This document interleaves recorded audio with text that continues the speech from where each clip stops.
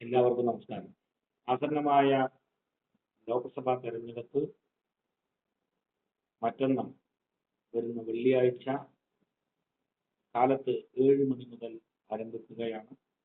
കഴിഞ്ഞ 1.5 മാസക്കാലം ഭാരതീയ ജനതാ പാർട്ടിയും പാർട്ടിയുടെ പ്രവർത്തകർ നിങ്ങളെയെല്ലാം ഒന്നിൽ കൂടുതൽ തവണ നിങ്ങളെയെല്ലാം കണ്ട് അഭ്യർത്ഥിച്ചിട്ടുള്ളതാണ്.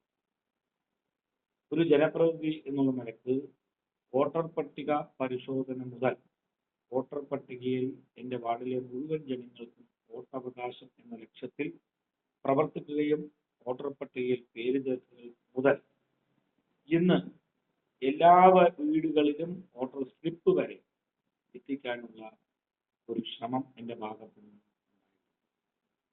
ഈ സാഹചര്യത്തിൽ വെള്ളിയാഴ്ചത്തെ തിരഞ്ഞെടുപ്പ് എന്ന് പറയുന്നത് വളരെയധികം നിർണായകമാണ് പാലക്കാടിനെ സംബന്ധിച്ച്. കാരണം വരാൻ പോകുന്ന തിരഞ്ഞെടുപ്പിൽ 3-ാം ഊഴം നരേന്ദ്രമോദിക്ക് ഈ രാജ്യം നൽകും എന്നുള്ള കാര്യത്തിൽ നിരവധി സർവേകൾ ഈ സാഹചര്യത്തിൽ പാലക്കാടിനെ പ്രതിനിധീകരിച്ചുകൊണ്ട് ഭാരതീയ ജനതാ പാർട്ടിയുടെ NDA മുന്നണിയുടെ സ്ഥാനാർത്ഥിയായി മത്സരിക്കുന്ന ശ്രീ കൃഷ്ണകുമാർ ഏട്ടൻ വിജയിക്കണം എന്ന് ഞാൻ ഈ അവസരത്തിൽ അഭ്യർത്ഥിക്കുകയാണ്.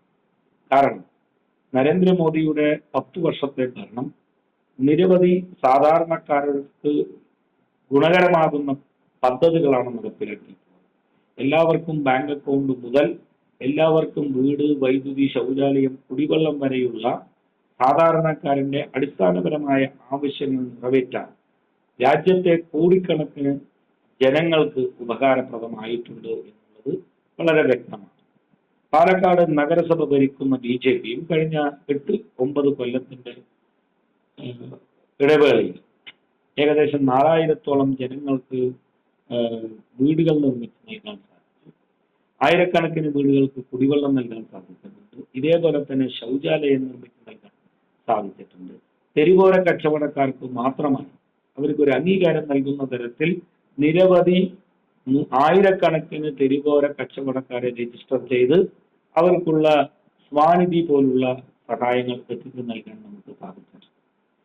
കേരള സംസ്ഥാന രൂപീകരണ കാലഘട്ടത്തിന് മുൻപുണ്ടായിട്ടുള്ള പൈപ്പ് ലൈനുകൾ മുഴുവനും മാറ്റി വീടുകളിൽ ശുദ്ധമായ വെള്ളം എത്തിക്കാനുള്ള അമൃത് 1 പദ്ധതി പൂർത്തീകരിച്ചിട്ടുള്ളത് ഈ പാലക്കാട് നഗരസഭ.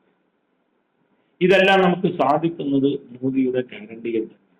ഈ മോദിയുടെ ഗ്യാരണ്ടി വീണ്ടും 3-ാം ഊഴത്തിൽ നമുക്ക് ലഭിക്കുന്ന സമയത്ത് നമ്മൾ ചിന്തിക്കേണ്ട ഒരു കാര്യം, കഴിഞ്ഞ 10 വർഷക്കാലം നമ്മളെ പ്രതിനിധീകരിച്ചു പോയിട്ടുള്ള MPമാർ ഈ സാധാരണക്കാരന്റെ ആവശ്യങ്ങളായിട്ടുള്ള ഈ പദ്ധതികൾ നമ്മുടെ ലോക്സഭാ മണ്ഡലത്തിൽ മുഴുവൻ ജനങ്ങൾക്കും ലഭ്യമായോ അല്ലെങ്കിൽ ലഭ്യമാക്കുന്ന തരത്തിലുള്ള എന്തെങ്കിലും ഒരു ശ്രമം അവരുടെ ഭാഗത്തു നിന്ന് ഉണ്ടായിട്ടില്ല. കേവലമായ രാഷ്ട്രീയ താല്പര്യം മുൻനിർത്തി നരേന്ദ്രമോദിക്ക് പദ്ധതികൾ നടപ്പിലാക്കിയാൽ നരേന്ദ്രമോദിക്ക് പേര് കിട്ടും എന്നതുകൊണ്ടാണോ എന്നറിയില്ല, ഈ പദ്ധതികൾ പൂർണ്ണമായും എത്താനുള്ള യാതൊരു ശ്രമവും ഈ ജനപ്രതിനിധികളുടെ ഭാഗത്തു നിന്നുണ്ടായിട്ടില്ല. ഈ സാഹചര്യത്തിലാണ് 3-ാം ഊഴം നരേന്ദ്രമോദിജി ഈ തെരഞ്ഞെടുപ്പ് കഴിഞ്ഞാൽ ഏറ്റെടുക്കാൻ പോകുന്നത്. നിരവധി പുതിയ പദ്ധതികളും നിലവിലുള്ള പദ്ധതികളും BJPയുടെ പ്രകടന പത്രികയിലൂടെ പുറത്തു വന്നു കഴിഞ്ഞു.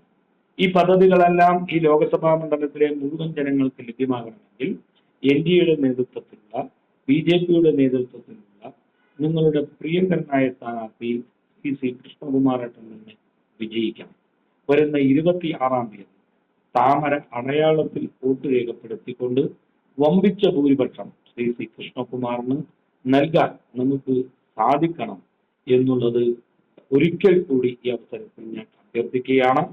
കാരണം നമ്മുടെ വോട്ടുകൾ ഉറപ്പിക്കുന്നതിനോടൊപ്പം തന്നെ നമ്മുടെ പരിചയക്കാർ, നമ്മളോടൊപ്പം പഠിച്ചവർ, നമ്മളുടെ ബന്ധുക്കൾ എന്ന് വേണ്ട നമ്മുടെ പരിചയത്തിലുള്ള എല്ലാവരോടും ഭാരതീയ ജനതാ പാർട്ടിക്ക് താമര അടയാളത്തിന് NDA സ്ഥാനാർത്ഥിക്ക് ശ്രീ കൃഷ്ണകുമാറിന് വോട്ട് ചെയ്യണം എന്ന് നമ്മൾ എല്ലാവരും ഒരേ സ്വരത്തിൽ ഒറ്റ മനസ്സായി ഐക്യത്തോടുകൂടി ആവശ്യപ്പെട്ടാൽ ഭാരതീയ ജനതാ പാർട്ടിയുടെ ജനപ്രതിനിധി തന്നെ കൃഷ്ണകുമാർ ഏട്ടൻ തന്നെ നമ്മളെ പ്രതിനിധീകരിച്ച് ഡൽഹിയിൽ എത്തണം. എത്തിയാൽ നരേന്ദ്രമോദിയുടെ ഗ്യാരണ്ടിയിൽ പാലക്കാട് ലോക്സഭാ മണ്ഡലത്തിൽ 100% ആ പദ്ധതികൾ മുഴുവൻ പൂർത്തീകരിക്കാൻ സാധിക്കും. പാലക്കാട് എന്നുള്ള ഒരു ലക്ഷ്യം നമ്മുടെ സ്ഥാനാർത്ഥി നമ്മുടെ മുമ്പാകെ വെച്ചിട്ടുണ്ട്. ആദരണീയനായ മെട്രോമാൻ ശ്രീധരൻ സാറുടെ അനുഗ്രഹ ആശിസ്സുകളോട് കൂടിയിട്ടാണ് അത് തയ്യാറാക്കപ്പെട്ടിട്ടുള്ളത്. പാലക്കാടിന്റെ സമഗ്രമായ വികസനം ലക്ഷ്യം വെക്കുന്ന എല്ലാ ജനങ്ങളും ഈ ഇലക്ഷനിൽ ഭാരതീയ ജനതാ പാർട്ടിക്ക് പിന്തുണ നൽകണം.